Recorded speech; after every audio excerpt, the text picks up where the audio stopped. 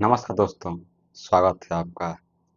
आज हम लोग बहलूल लोदी के बारे में पूरी विस्तार पूर्वक एक-एक घटनाओं को जानेंगे और समझेंगे। इसे हम आसान भाषा में अगर समझें तो जब भारत में सैयद वंश शासन कर रहा था, उस समय 1445 ईस्वी में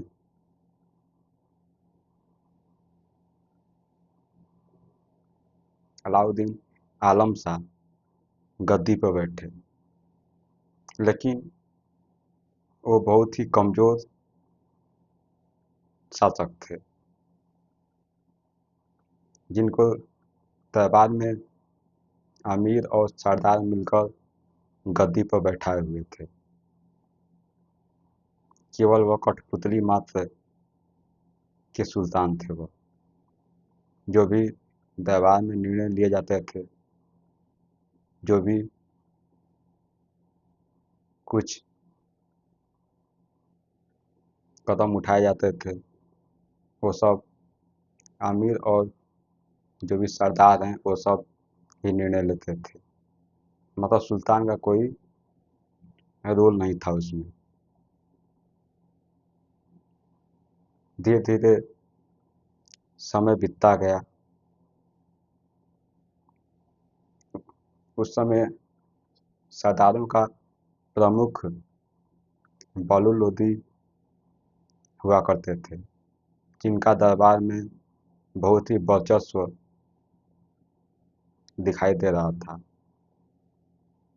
जो भी निर्णय लिए जाते थे दरबार में, उन पर बहलूल लोदी का पूरा नियंत्रण रहता था। धीरे धीरे बहलूल लोदी ने सुल्तान पर दबाव बनाना चालू किया। जब दबाव बनाने लगे सुल्तान पर, अलाउद्दीन आलम शाह पर, तो बाद में सुल्तान अलाउद्दीन आलम शाह को ऐसा लगा कि बहलूल लोदी दिल्ली की गद्दी हथियाना चाहता है। वह खुद सुल्तान बनना चाहता है और हमें कहीं ना कहीं षड्यंत्र के माध्यम से वो हमारी हत्या कर देगा। यह जो कि डर है सुल्तान को सताने लगा, और सुल्तान ने सोचा कि या तो हमें गद्दी मिलेगी या फिर हमारी जान जाएगी। उसने गद्दी और अपनी जान में तुलना किया तो उसको लगा कि हमारी जान हमें बहुत प्यारी है और हम गद्दी को त्याग कर अपना जान बचाने के लिए यहाँ से भाग जाएं। उसने 1448 ईस्वी में दिल्ली से भागकर बदायूं चला गया और वह बदायूं रहने लगा। लेकिन उस समय जो भी दरबार के लोग हैं वह इंतज़ार करते रहे कि जब भी अलाउद्दीन आलम शाह आएंगे तो वह गद्दी पर बैठेंगे।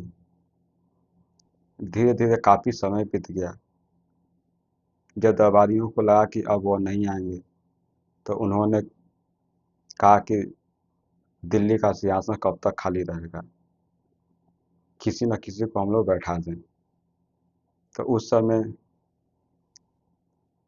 जो भी सरदार थे, सरदार का प्रमुख बहलूल लोदी हुआ करते थे। सभी लोगों की सहमति से बहलूल लोदी को गद्दी पर बैठा दिया गया। जब बहलूल लोदी गद्दी पर बैठा तो वह लोदी वंश की स्थापना किया हो, मतलब एक नए वंश की शुरुआत की, लोदी वंश। लेकिन जब लोदी वंश स्थापित हुआ तो वह काफ़ी एक कमज़ोर नींव पर खड़ा था। वो उसके पास उतना धन संपदा नहीं था, क्योंकि अगर पीछे देखें तो जब तुगलक वंश में फिरोज शाह तुगलक शासन कर रहे थे, उस समय सब कुछ ठीक चल रहा था। लेकिन फिरोज शाह तुगलक के बाद जो भी गद्दी पर बैठे, सुल्तान बने, वह उतने शक्तिशाली नहीं थे वह। और उसके बाद 1398 में समरकंद के शासक तैमूर का भारत पर आक्रमण हुआ। उस समय दिल्ली को पूरी तरह से बहुत ही धन और जन की हानि हुई। उस समय दिल्ली में बहुत सारे नरसंहार देखने को मिले। दिल्ली पूरी तरह से उजड़ चुकी थी। और उसके बाद अगर देखें तो सैयद वंश की स्थापना हुआ। सैयद वंश में भी जो भी शासक आए, वह शक्तिशाली नहीं थे, वह कमज़ोर थे। जब कमज़ोर थे तो अपने शासन व्यवस्था को वह मजबूत नहीं कर पाए। तो पहले से ही जो दिल्ली की गद्दी है, वह एक कमज़ोर दिखाई पड़ती थी। और लोधी वंश उसी पर बना हो, उसकी नींव पड़ी। तो बलू लोधी जो गद्दी पर बैठा है, गद्दी उतना कहें तो मजबूत नहीं है, लेकिन इसने अपनी सूझबूझ के साथ शासन को चलाया। इसने जो भी सरदार थे, जो भी दरबार के लोग थे, उन्हें ऊंचे ऊंचे पद दिए, ताकि ये लोग खुश रहें और को, कोई भी षड्यंत्र हमारे खिलाफ ना कर पाए। क्योंकि जब दरबारी खुश रहेंगे तो आपका शासन व्यवस्था भी सुरक्षित रहेगा। तो हम लोग इसकी एक एक घटनाओं को पूरी विस्तार पूर्वक देखते हैं और समझते हैं।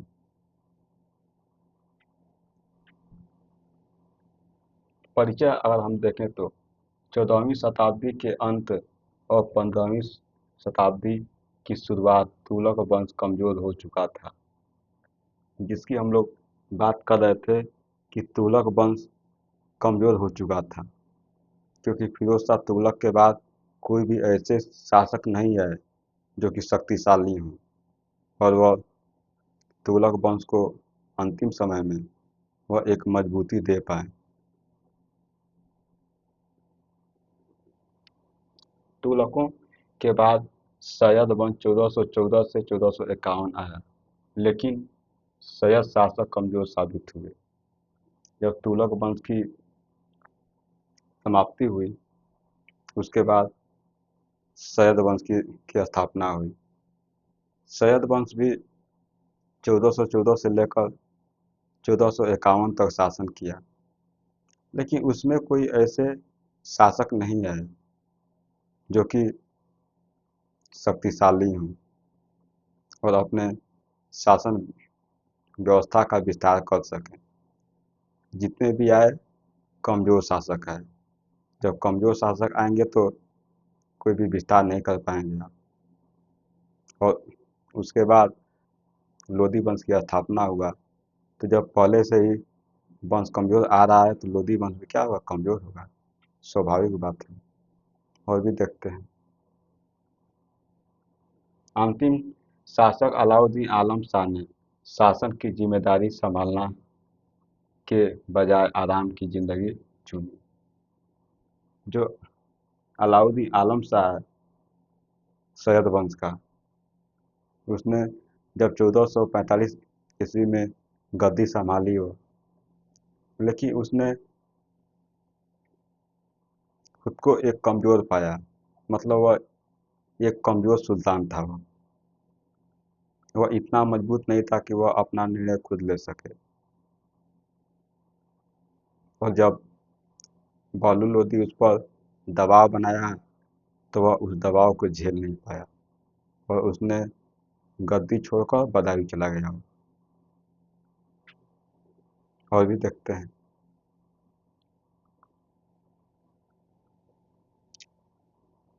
सत्ता खाली होने पर अमीरों और सरदारों ने बहलूल खान लोधी को दिल्ली का सुल्तान घोषित कर दिया। जब जब अलाउद्दीन आलम शाह दिल्ली छोड़कर चले गए तो वहाँ के सरदारों ने कुछ दिनों तक इंतजार किया, लेकिन जब अलाउद्दीन आलम शाह नहीं आए तो गद्दी कब तक खाली रहेगी। गद्दी पर बहलूल लोधी को बैठा दिया गया। तो इतना समझ गए होंगे आप। और भी देखते हैं। लोधी वंश की स्थापना हुई। यह दिल्ली सल्तनत का पांचवा और अंतिम वंश था। जब लोधी वंश की स्थापना हुई तो यह दिल्ली वंश का यह पांचवा वंश था यह, और अंतिम वंश था। अगर देखें तो पहला गुलाम वंश आता है, दूसरा खिलजी वंश आता है, तीसरा तुगलक वंश आता है, चौथा सैयद वंश और पांचवा लोधी वंश। तो जो लोधी वंश है यह पांचवा और वंश था यह। और भी देखते हैं। बहलूल की पृष्ठभूमि और व्यक्तित्व देख लेते हैं। जो जो बहलूल लोधी है उसका कैसा व्यक्तित्व है, कैसी उसकी पृष्ठभूमि है, कहाँ से वह आ रहा है, वो कैसा है वो, उसके बारे में हम लोग देख लेते हैं।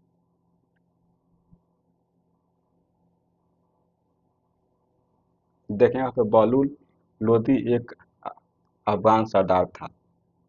जो बहलूल लोधी है वह एक अफगान सरदार था वो।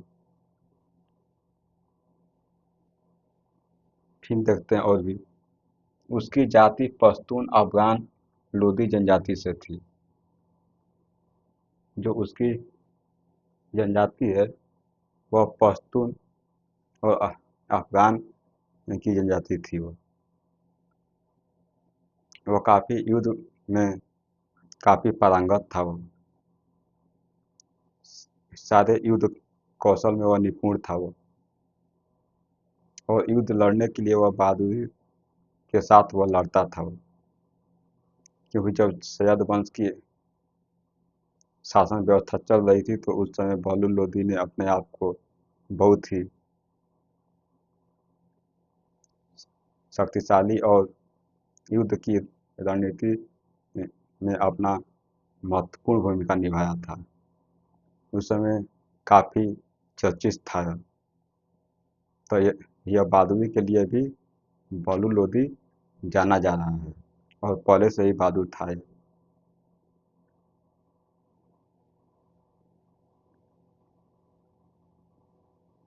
फिर देखें तो अफगान लोग आमतौर पर सादा जीवन जीते थे, राजसी शान शौकत से दूर रहते थे। जो भी अफगान लोग हैं यह सादा जीवन व्यतीत करते थे और यह जो भी शान शौकत से दूर रहते थे, मतलब यह एक साधारण जीवन व्यतीत करते थे, कोई दिखावा नहीं करते थे। और यही सबका पालन कौन कर रहा है, बहलूल लोधी कर रहा है। क्योंकि बहलूल लोधी भी एक साधारण जीवन व्यतीत करता था वो।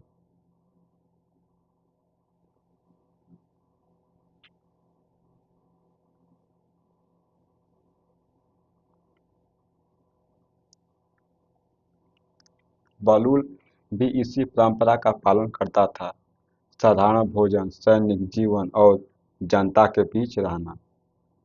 मतलब जो बहलूल लोधी था यह साधारण जीवन व्यतीत कर रहा था और यह जनता के बीच रहता था, जनता से हमेशा मिलता था, जनता की जो भी समस्याएं होती थी उस पर वह विचार करता था और न्याय देता था वो।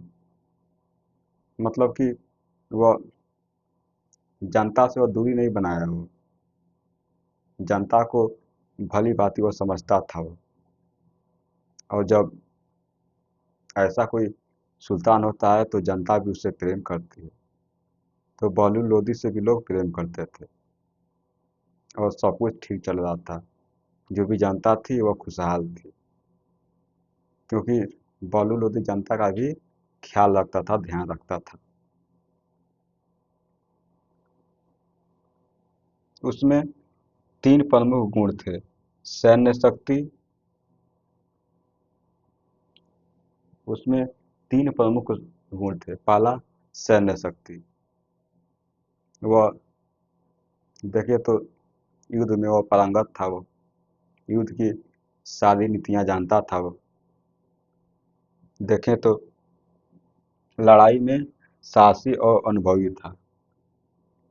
जो भी लड़ाई होती थी, युद्ध होता था, उसमें वह साहस पूर्वक वह लड़ता था। वो और उसके पास काफी लंबे समय का अनुभव प्राप्त था। जब अनुभव होता है तो व्यक्ति अपने आप को संभालने में कोई भी दिक्कत और परेशानी का सामना नहीं करना पड़ता है। कोई भी समस्या आती है तो वह उसे आसानी पूर्वक सुलझा लेता है। तो वैसा ही बहलूल लोदी था। कूटनीति, प्रतिद्वंदियों को कभी युद्ध में से कभी समझौता से जीतना। जो भी कूटनीति के अगर मामले में अगर बात करें तो बहलूल लोदी अपने प्रतिनिधियों को, जो भी प्रतिद्वंदी थे, मतलब उनके जो भी खिलाफ थे, उनको बातचीत से या कोई भी समझौते से उनको खुश रखता था वो। मतलब सब कुछ वो बहलूल लोदी ना सब कुछ मिला जुला कर यह चल रहा है, सब कुछ लेकर चल रहा है। और भी देखते हैं, सादगी और उदारता। यहाँ पर देखें तो सादगी और उदारता भी इसमें काफी दिख रही है। अमीरों, अफगानों और प्रजा को अपने साथ जोड़े रखना। जो अमीर हैं, जो भी अफगान लोग हैं जो कि दरबार में मौजूद हैं, उनको वह काफी ऊंचे ऊंचे पद दे रहा है वो। और जनता से भी वह जुड़ा हुआ है। तो जो भी दरबारी थे और उनको भी लेकर चल रहा है और जनता को भी साथ लेकर चल रहा है वो। मतलब वह दोनों से वह मिला है। जब दोनों से आप मिला रखते हैं तो आपको भविष्य में कोई भी कठिनाई का सामना नहीं करना पड़ता, क्योंकि जो भी दरबार के लोग हैं और जनता आपको भली भांति जानने लगती है। क्योंकि यह जनता से भी काफ़ी यह मिलता था। यह जो भी सरदार हैं, अमीर हैं, उनको ऊंचे ऊंचे पद देता था। तो ये लोग भी उस समय खुश हुआ करते थे। और जो भी अफगान हैं वह तो खुद अपने आप को स्वतंत्रता महसूस करते हैं, स्वतंत्र होना चाहते हैं वह, कि हमें कोई भी दबाव नहीं चाहिए, हम स्वतंत्र रहेंगे। तो यह वैसी व्यवस्था बहलूल लोदी उन लोगों को देता था। शासन की चुनौतियां देखते हैं हम लोग। शासन में क्या क्या चुनौतियां होती हैं, क्योंकि हर सुल्तान के जीवन में चुनौतियां आती है। वैसे ही बहलूल लोदी के भी जीवन में बहुत सारी चुनौतियां आती थी। क्या आती थी उसको भी देख लेते हैं हम। जब बहादुर बहलूल ने 1451 में गद्दी संभाली, उसके सामने 3 बड़ी समस्या थी। जब 1451 में बहलूल लोदी गद्दी संभाला तो उसके सामने 3 बड़ी समस्या थी। कौन सी समस्या थी उसको भी देख लेते हैं। दिल्ली की गद्दी पर नियंत्रण बनाए रखना, क्योंकि सैयद वंश के समर्थक अब भी मौजूद थे। दिल्ली की गद्दी पर नियंत्रण बनाए रखना, क्योंकि उस समय भी जो सैयद वंश के समर्थक थे उस समय मौजूद थे। तो जो भी सैयद वंश के समर्थक हैं वह चाहेंगे कि हमारा दोबारा सत्ता पर अपना वर्चस्व स्थापित हो। इसकी वह पूरी तरह से अपना जो भी देखें तो जो भी कूटनीति हो या फिर षड्यंत्र के माध्यम से वह सोचेंगे कि जो हमारा पहले शासन व्यवस्था चल रहा था इस समय भी हमारा शासन व्यवस्था स्थापित हो। तो ये सब पर पूरी तरह से बलू लोधी इस पर नियंत्रण रखता था। दूसरी बात आती है मजबूत क्षेत्रीय राज्यों को काबू करना, जैसे जौनपुर, गुजरात, बंगाल और मालवा। जो भी मजबूत उस समय राज्य थे, क्षेत्र थे उस समय, जो दिल्ली के अधीन नहीं थे, वो दिल्ली से वह स्वतंत्र हो चुके थे अपने आप को, और वो लोग काफ़ी समृद्ध थे। वो उनके पास काफ़ी धन संपदा थी। जैसे देखें तो जौनपुर हो गया, फिर गुजरात हो गया, बंगाल हो गया, मालवा हो गया, ये सब काफ़ी मजबूत थे। फिर देखते हैं तीसरी बात क्या थी, अफगानों और अमीरों को संतुष्ट रखना, क्योंकि अफगान परंपरा में सरदार काफ़ी स्वतंत्र होते थे। जो भी अफगान लोग हैं उनको स्वतंत्र रखना मतलब संतुष्ट रखना, क्योंकि जो भी अफगान है वह खुद संतुष्ट रहेंगे तभी तो आपका शासन व्यवस्था अच्छी तरह से चलेगा। तो इसीलिए बहलू लोधी उन लोगों को ऊंचे ऊंचे पद दरबार में देता था वो, और जो भी अफगान सरदार हैं वह खुद को स्वतंत्र महसूस करना चाहते थे वो, तो उनकी भी पूरी तरह से व्यवस्था बहलू लोधी किया हुआ था, क्योंकि वह पहले से ही सब कुछ जानता था बहलू लोधी कि अफगान चाहते क्या हैं। तो जब पहले से जान रहा है तो उनके लिए भी व्यवस्था किया हुआ है।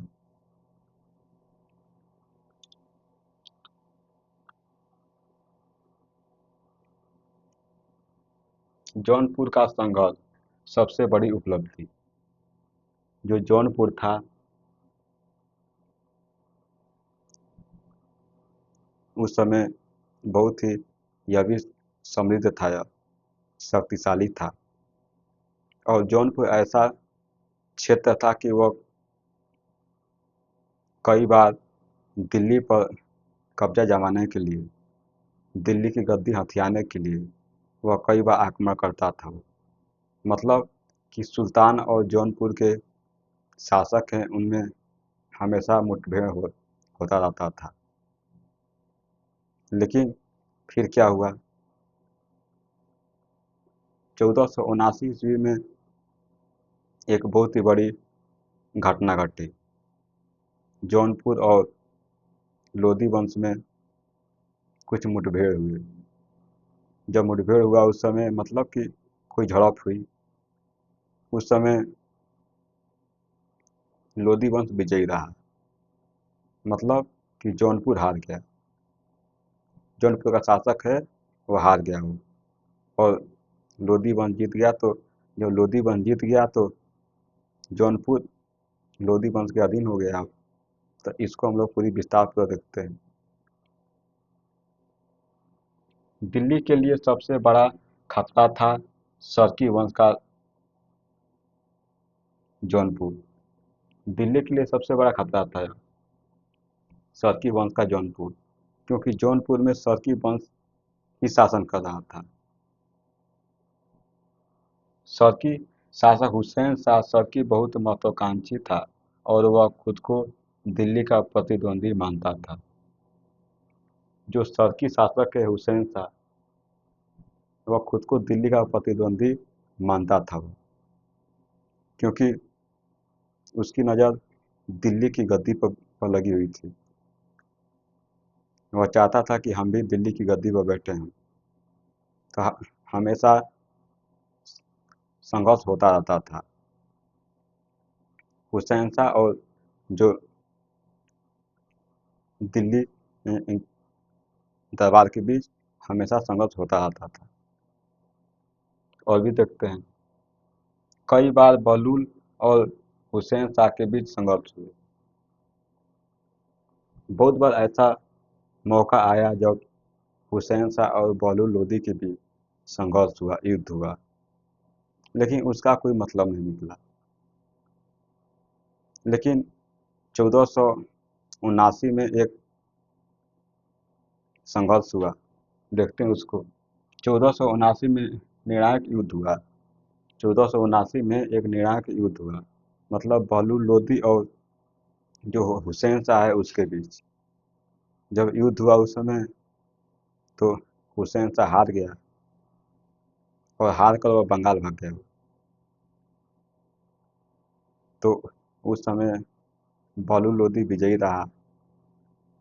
जब जौनपुर को बहलूल लोदी ने जीत लिया, तो उस समय जो भी जनता है, दरबार है, सब में बहलूल लोदी का पूरा स्वागत पूरी धूमधाम से किया गया। उसका मान सम्मान प्रतिष्ठा बढ़ गया पूरी तरह से, और उसे एक अच्छे शासक के रूप में देखा जाने लगा। और और क्या हुआ, और भी देखते हैं। हुसैन शाह भाग कर बंगाल चला गया। जब हुसैन शाह हार गया उस समय, तो भाग कर कहाँ चला गया, बंगाल चला गया हुसैन शाह। यह विजय बहुत महत्वपूर्ण थी, क्योंकि दिल्ली की शक्ति को पुनर्जीवित किया, एक बड़े क्षेत्रीय राज्य को समाप्त किया। यह विजय बहुत ही महत्वपूर्ण थी, क्योंकि दिल्ली साम्राज्य काफ़ी कमज़ोर दिखाई पड़ता था। जब जौनपुर को जीता गया, तो उस समय दिल्ली पुनर्जीवित हो गई। मतलब पहले माने तो दिल्ली एक मरी हुई थी, लेकिन जब जौनपुर को जीत लिया गया, तो दिल्ली पुनः क्या हो गई, जीवित हो गई हो, जिंदा हो गई हो। तो ऐसा कहा जा रहा है। और भी देखते हैं, एक बड़े क्षेत्रीय राज्य को समाप्त किया गया।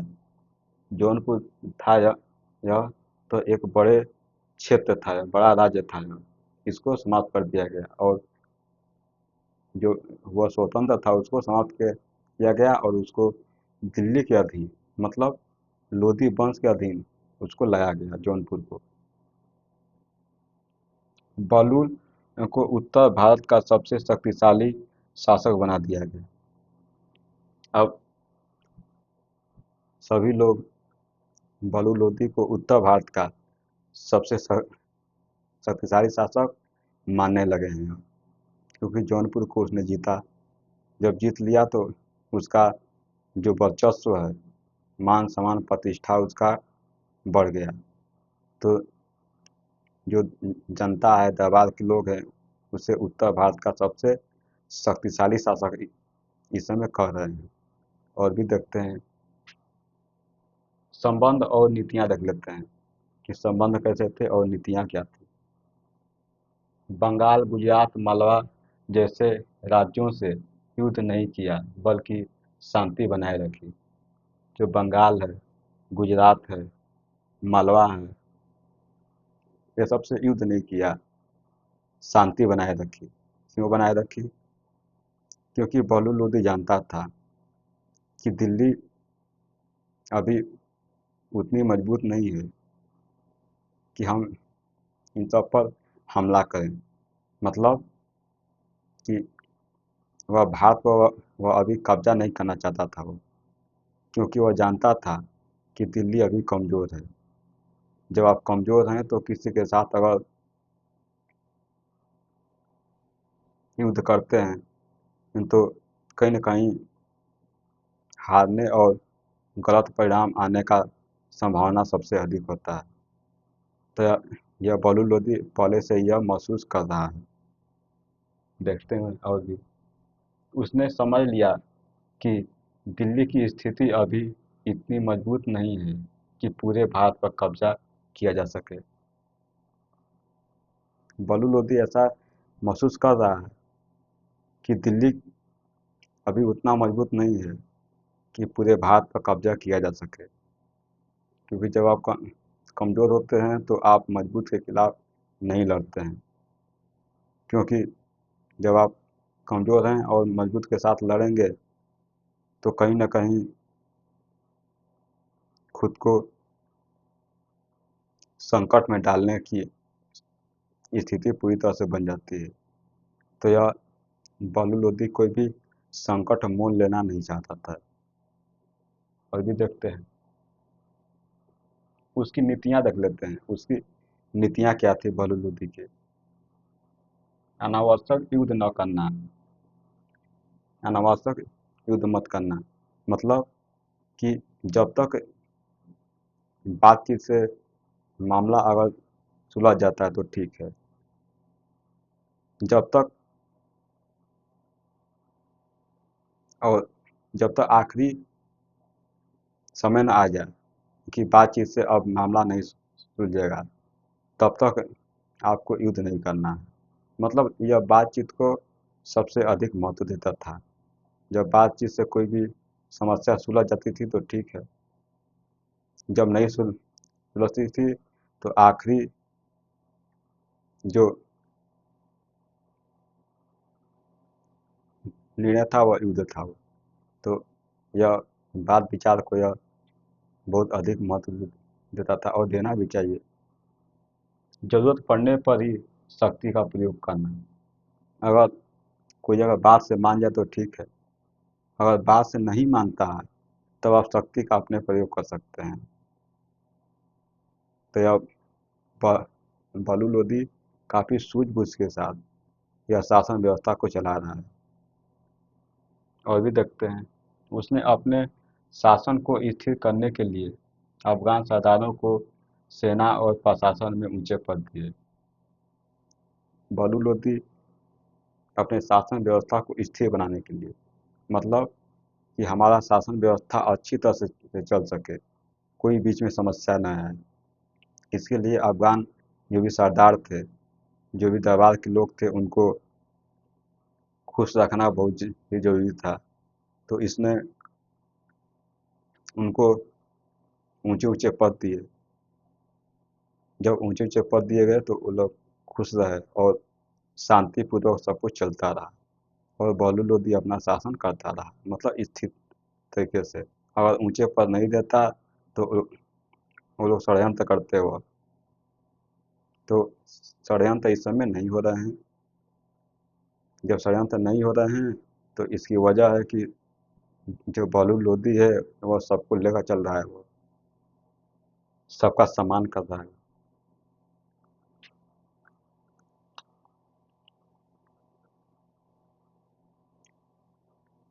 फिर देखें इस तरह अफगान अब दिल्ली की राजनीति का अस्थायी हिस्सा बन गया। जब सब लोग सुल्तान के साथ हैं तो यह दिल्ली का यह अस्थायी हिस्सा बन गया बलू लोधी। प्रशासनिक ढांचा भी देख लेते हैं कि प्रशासनिक उस समय ढांचा क्या था। बलू लोधी तुगलकों की तरह बहुत बड़ा नौकरशाही तंत्र विकसित नहीं किया।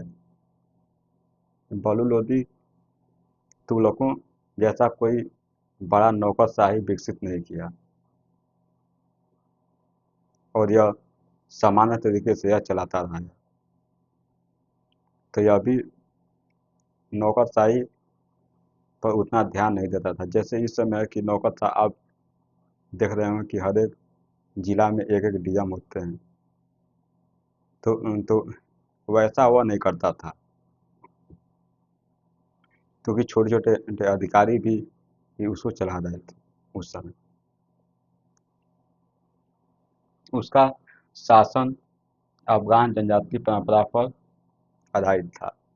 जो बलू लोधी है उसका शासन व्यवस्था अफगान जनजाति पर आधारित था, जो कि पहले से परंपरा चली आ रही थी उसका। जो भी अफगान जो जनजाति है उसमें जो लंबे समय से परंपरा चली आ रही है, उसी पर यह बलू लोधी चल रहा है, कोई बदलाव नहीं कर रहा है उस पर। जो पहले से चली आ रही है उसी पर मतलब शासन व्यवस्था को चला रहा है वैसे ही। फिर देखें सरदारों को काफ़ी स्वतंत्रता मिलती थी। जो सरदार थे काफ़ी स्वतंत्र थे वो, कोई भी उन पर दबाव नहीं था। शासक और सरदारों के बीच रिश्ता बराबरी और भाईचारे का होता था। देख रहे हैं आप, जो शासक हैं और जो सरदार हैं उन लोगों के बीच जो रिश्ता है वह भाईचारे का है। जब भाईचारे का रिश्ता है तो कैसे षड्यंत्र हो सकता है, नहीं हो सकता। क्योंकि बलू लोदी में बहुत बड़ी यह खासियत है कि ये सबको लेकर चल रहा है वो। सब लोग उसके समय में सब खुश हैं। जब खुश रहेंगे तो कोई भी षड्यंत्र नहीं होगा। जब उस समय जो भी सरदार हैं वह भाईचारे की तरह मिल रहे हैं वो, तो सब कुछ अच्छा चल रहा है उस समय। फिर फिर देखें भूमि भूमि व्यवस्था देख लेते हैं कि उस समय भूमि व्यवस्था क्या थी उस समय। जमींदारों और अफगान सरदारों को भूमि पर नियंत्रण दिया, कठोर कर वसूली नहीं की गई। जो जमींदार हैं, जो अफगान हैं, उनको भूमि पर काफ़ी नियंत्रण दिया गया और उस समय कर पर भी नियंत्रण रखा गया। मतलब उतना ज़्यादा कठोर कर नहीं लिया गया जिससे कि जनता भी खुशहाल थी, अपने आप को सुरक्षित महसूस कर रही थी उस समय। तो तो उस समय दरबार के लोग भी ठीक हैं और जनता भी खुशहाल है। और क्या चाहिए, दोनों को तो यही चाहिए। फिर देखते हैं दरबार को, समझ लेते हैं कि दरबार उस समय कैसा था। फारसी शैली का आडंबर नहीं। उस समय जो भी फारसी शैली का पहले चलता था, लेकिन उस समय फारसी शैली का आडंबर उस समय नहीं चला। जो बहलुल लोदी है, फारसी का जो भी आडंबर चलता है उसको वह लागू नहीं किया, वो उससे वह दूरी बना ली।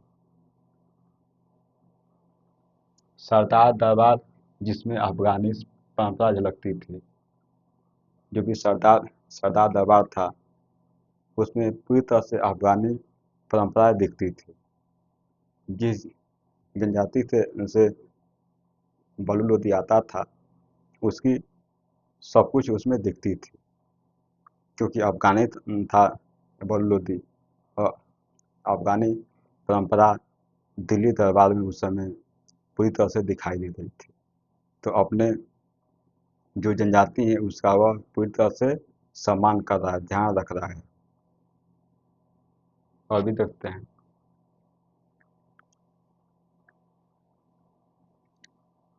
फिर देखते हैं कि उपलब्धि और सीमाएं कैसी थी उस समय, उसको भी देख लेते हैं। उपलब्धि पहला देखेंगे तो लोधी वंश की स्थापना जो 1526 तक चला। जो लोधी वंश है और 1526 तक चला हो। जौनपुर को हराकर साम्राज्य का विस्तार किया गया। जौनपुर उस समय हार गया और साम्राज्य का क्या हुआ, विस्तार हुआ। अफगानों को दिल्ली के उच्च पदों तक पहुंचाया। जो भी अफगान हैं, जो कि पहले ऊंचे ऊंचे पदों पर नहीं हुआ करते थे, लेकिन जब बहलुल लोदी आया तो अफगानों को ऊंचे ऊंचे पद दिए, ऊंचे ऊंचे पदों तक वह पहुंचाया वो। दिल्ली सल्तनत को एक बार फिर उत्तर भारत में प्रतिष्ठा दिलाई। जो दिल्ली सल्तनत है, जब वो जौनपुर को जीता हुआ तो उसकी प्रतिष्ठा फिर बनी और अधिक दिखाई दी वो, क्योंकि पहले कमज़ोर थी दिल्ली की शासन व्यवस्था, लेकिन जब वह जौनपुर को जीत गया तो उसका मान सम्मान काफ़ी बढ़ गया, दिल्ली का मान सम्मान बढ़ गया। सीमाएं देख लेते हैं। केंद्रीकृत प्रशासन विकसित नहीं कर पाया। केंद्रीकृत प्रशासन वह विकसित नहीं कर पाया, क्योंकि वह सबको सम्मान देने के चक्कर में, क्योंकि शक्तियाँ धीरे क्या होने लगी, बिखरने लगी। उसमें जो भी दरबार के लोग थे वो स्वतंत्र होते थे। कोई भी शक्ति सिर्फ सुल्तान के ही पास नहीं थी। उस समय शक्तियाँ धीरे क्या हो गई थी, बिखरी हुई थी। तो केंद्रीकृत का क्या हुआ, अभाव हुआ उस समय। उसका शासन व्यक्तिगत गुणों पर टिका था, संस्थागत ढांचा नहीं था। उसका शासन था वह व्यक्तिगत ढांचों पर टिका था वो, क्योंकि वह सबको खुश कर रहा था। वो अपने तरीके से सबको, जो भी सरदार हैं, अफगान सरदार हैं, उनको ऊंचे ऊंचे पद दे रहा है। जो भी जनता है उनको कोई भी कठोर कर नहीं दे रहा, लगा रहा है, काफ़ी कम कर लगा रहा है। तो यह क्या हुआ, यह व्यक्तिगत को दर्शाता है, दिखाता है। तो व्यक्तिगत गुणों पर टिका था, संस्थागत ढांचा नहीं था। अफगान सरदारों को बहुत स्वतंत्रता देने से भविष्य में एकता कमजोर हुई। जब अफगान सरदारों को आप अधिक स्वतंत्रता दे रहे हैं तो भविष्य में भी वह चाहेंगे कि हम स्वतंत्र रहें। तो जिससे कि आगे चलकर शासन व्यवस्था क्या हुई, कमजोर हुई। साम्राज्य विस्तार सीमित रहा। बंगाल, गुजरात, मालवा जैसे राज्यों से टकराव नहीं किया। जो साम्राज्य है वह विस्तार सीमित रहा, साम्राज्य विस्तार। क्योंकि जो भी देखें तो बंगाल, गुजरात, मालवा से कोई जो है कि झगड़ा मोल नहीं लिया। वो